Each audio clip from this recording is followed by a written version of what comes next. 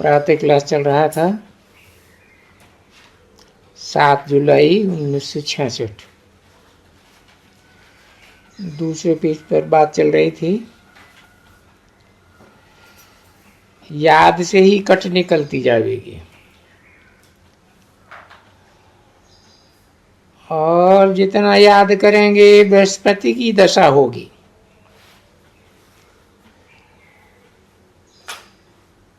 और तुमको बहुत खुशी होगी।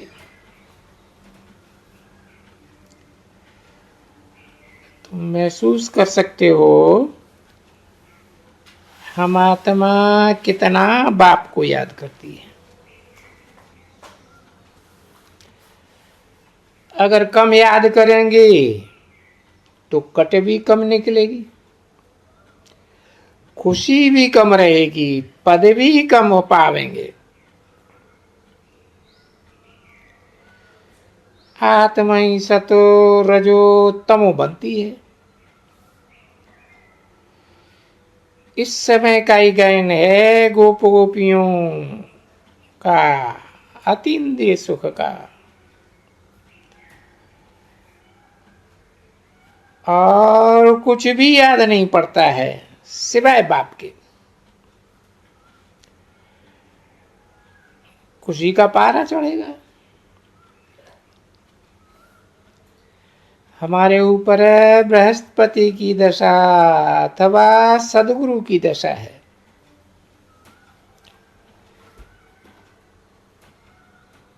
फिर कब खुशी गुम हो जाती है तो कहते हैं बृहस्पति की दशा बदल करके राहु की दशा बैठ गई।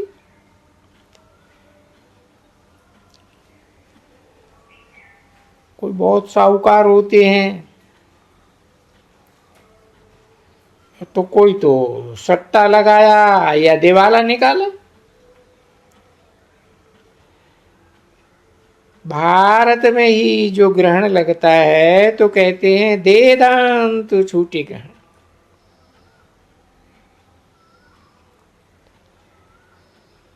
तुम्हारा देवी देवता धर्म 16 कला संपूर्ण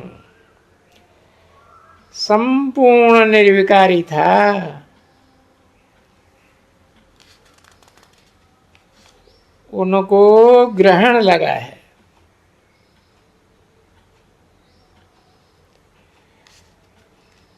राहु की दशा बैठी है।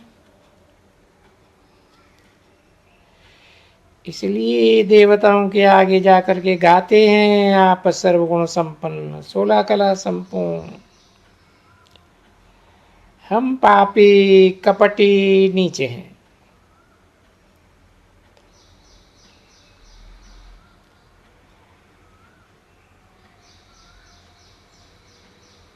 अब तुम हो देवता बन रहे हो। राहु का ग्रहण लगने से तुम काले हो गए।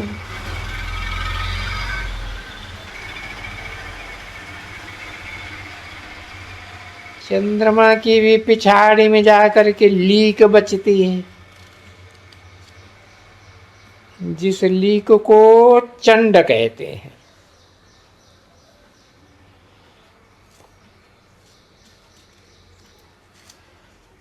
नाम है ना चंड और चंडिका।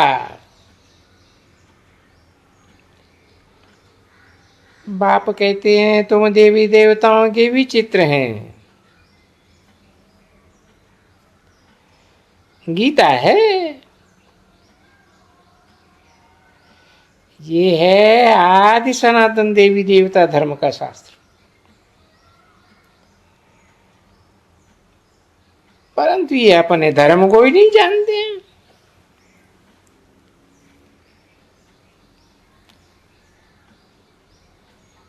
रिलीजियस हेड्स का कर्तव्य करते हैं।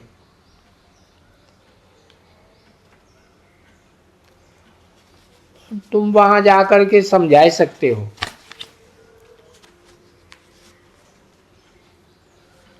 ईश्वर सर्वव्यापी तो है नहीं।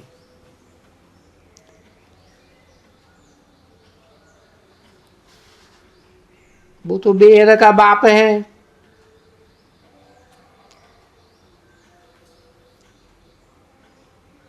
जिन बच्चों का बेहद का बाप है उनको आज वर्षा देते हैं।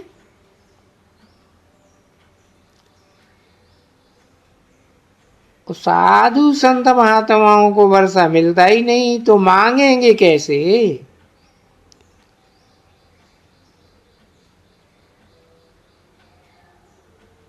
वो तो वहां नई दुनिया में आते ही नहीं, तो तुमको ही वर्षा मिलता है।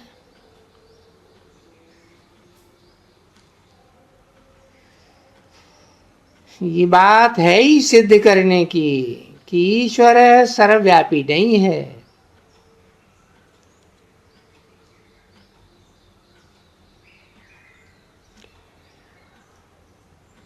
कि भाई ब्रह्मा में भी व्यापी हो, कुमार का दादी में भी व्यापी हो, जानकी दादी में भी व्यापी हो जाए है?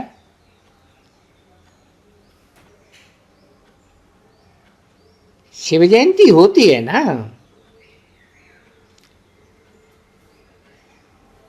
जयंती तो साकार की होती है। शिव जयंती कहो,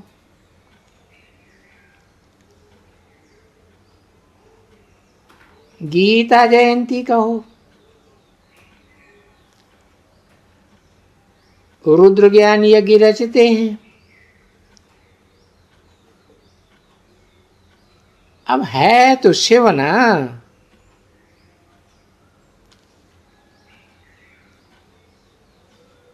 ये वो ही गीता ज्ञान यज्ञ है।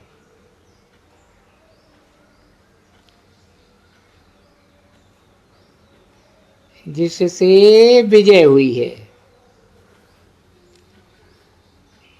प्रैक्टिकल तुम देखते हो कैसे निराकार बाबा ने रुद्र ज्ञान यज्ञ रचा है।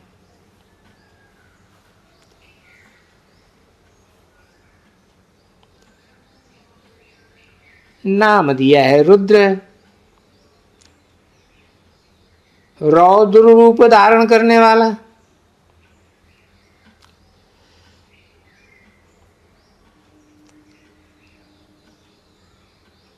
साकार सारी दुनिया पुरानी स्वाहा होनी है।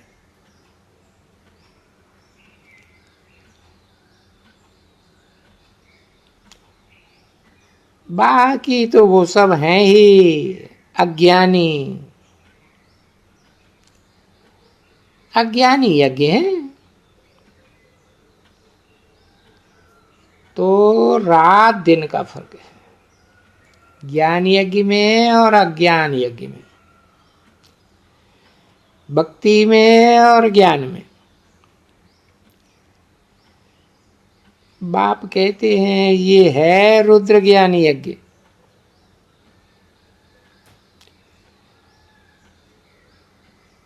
जब साकार में प्रवेश करते हैं तब रुद्र नाम पड़ता है,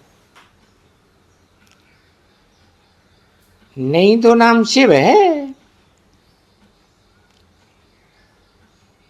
विनाश भी होना है। तुम जब पास हो जाएंगे, पूरे ज्ञानी और योगी बन जाएंगे। जो गायन है ज्ञानेश्वर है, योगेश्वर है, तो फिर तुम्हारे लिए नई दुनिया स्वर्ग चाहिए, नरक का जरूर विनाश चाहिए। राजसूय अश्वमेध अक्षर भी ठीक है। स्वराज्य पाने का मनरूपी अश्व को स्वाहा करने का ये अक्षर भी ठीक है। उसको स्वाहा करना ही है, नहीं तो ये चंचल घोड़ा इधर उधर दौड़ता ही रहता है। तो रुद्र यज्ञ में घोड़े को स्वाहा करते हैं।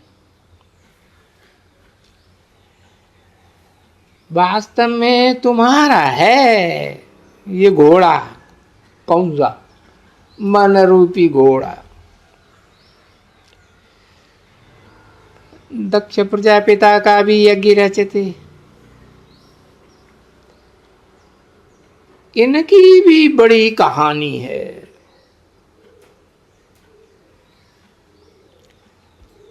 नाम दे दिया दक्ष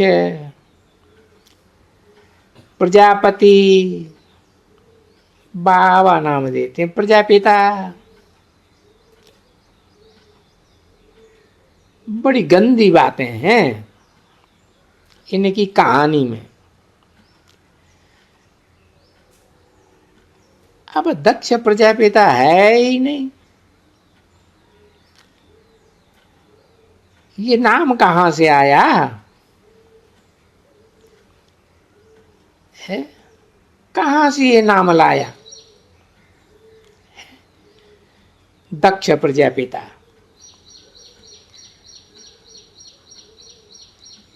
ये नाम शायद लेखराज के बदले दक्ष लिख दिया है।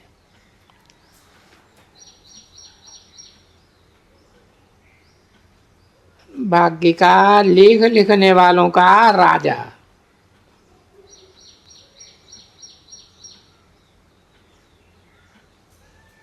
इस बात में ट्रेंड है, दीक्षित है।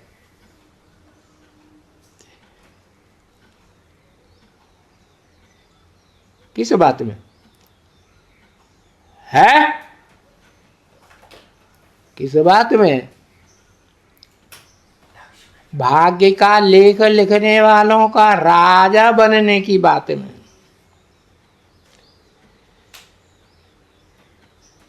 तो तुम बच्चों को कितनी समझ होनी चाहिए।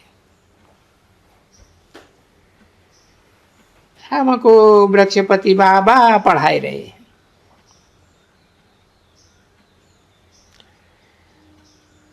हमारे ऊपर अब बृहस्पति की दशा है।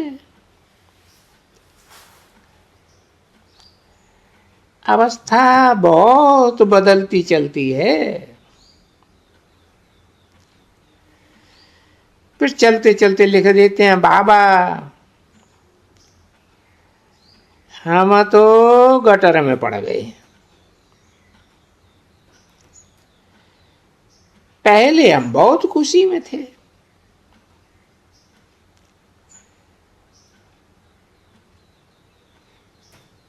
जब बेसिक में पहले थे तो भी खुशी में थे, एडवांस में थे तो भी बहुत खुश थे। पहले बहुत फोर्स था, अब पता नहीं क्या हो गया।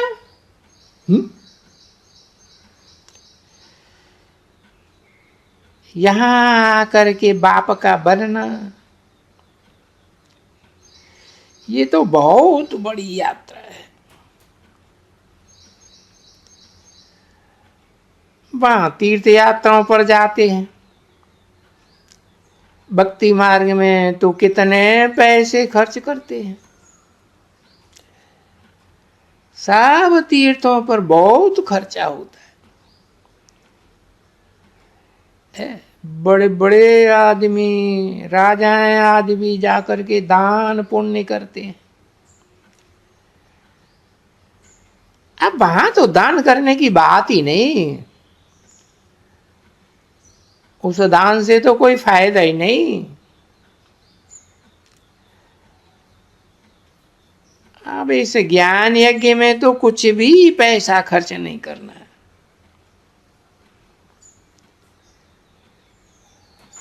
वो है जिस्मानी यज्ञ, जिस्मानी यात्राएं। तुम्हारी है रूहानी यात्रा। जिस्मानी यात्रा से फायदा कुछ भी नहीं।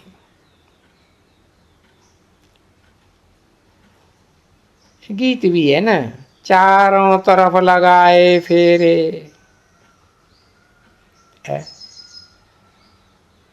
कहां कहां चारों तरफ? चार धाम बनाए हुए हैं ना भक्ति मार्ग में यादगार। कहां की यादगार? आप ही की यादगार है। इंडिया में चारों तरफ लगाए फेरे, फिर भी हर जन्म जन्मांतर दूर रहे। किससे दूर रहे? भगवान बाप से दूर रहे। भगवान बाप देखो फिल्मों में भी चिल्लाता रहा है, कोई को निमित्त बना के, क्या मैंने तुझे चुन लिया, तू भी मुझे चुन, सुन बेटा सुन सुन सुन, सुनता ही नहीं, सुनता है? अरे चुप होके बैठ गया, बताता नहीं ना कि हाँ है। तो गीत भी हैं, ये बने हुए हैं ड्रामा प्लान अनुसार। तो किससे दूर रहे? भगवान बाप से दूर रहे।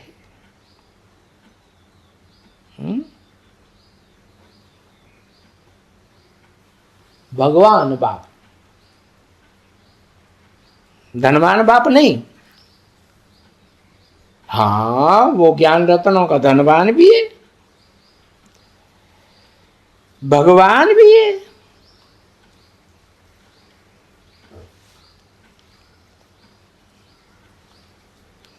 सोलह 16,000 गिनाते हैं ना। अब तुम समझते हो कितनी ढेर तीर्थ यात्राएं की होंगी।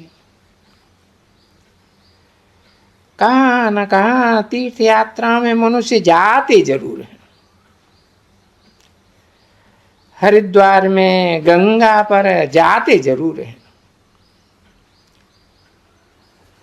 पतित पावनी गंगा समझते हैं ना। अब वास्तव में तुम सच्ची सच्ची ज्ञान गंगाएं हो।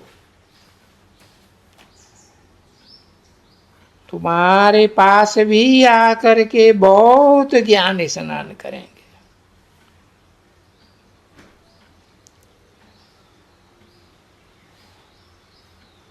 आजकल मनुष्य करते हैं मूत का स्नान।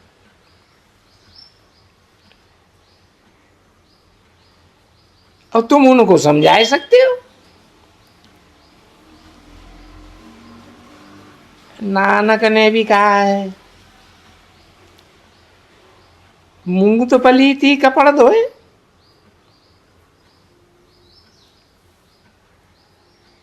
बाबा ने समझाया है, कोई भी धर्म स्थापक गुरु नहीं होते हैं।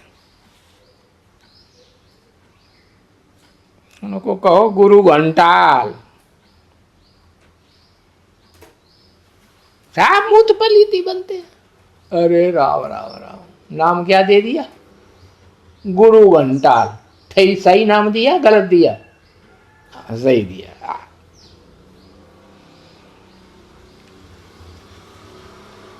क्राइस्ट आया धर्म स्थापन करने के लिए, ऐसे कि नहीं कि वो क्राइस्ट सबको वापस ले जाएगा। सबको ले जाएगा? कितनों को ले जाएगा? हाँ, किसी को नहीं ले जाएगा। नहीं, धर्म पिताओं के पीछे पीछे जाते हैं ना उनके फॉलोअर्स, नहीं जाते हैं? हाँ, जब तक वो धर्म पिताएं आगे आगे ना जाएं तब तक उनके फॉलोअर्स उनके पीछे पीछे परम धाम पहुंच जाएंगे? नहीं। तो वो सबको वापस नहीं ले जाते।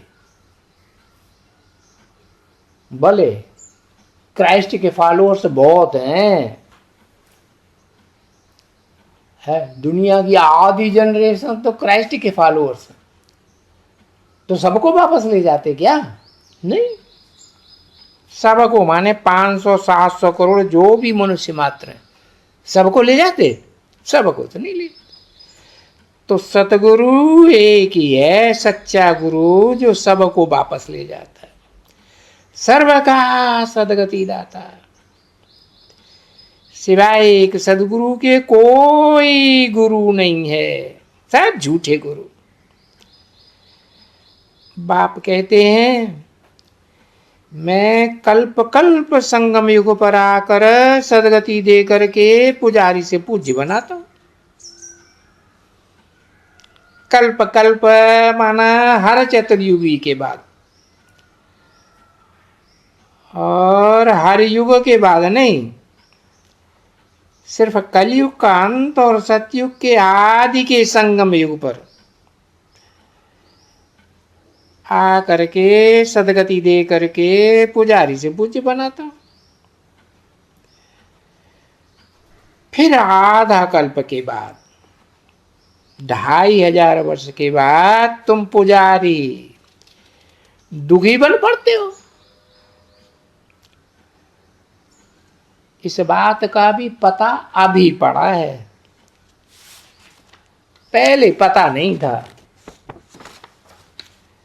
ओम शांति।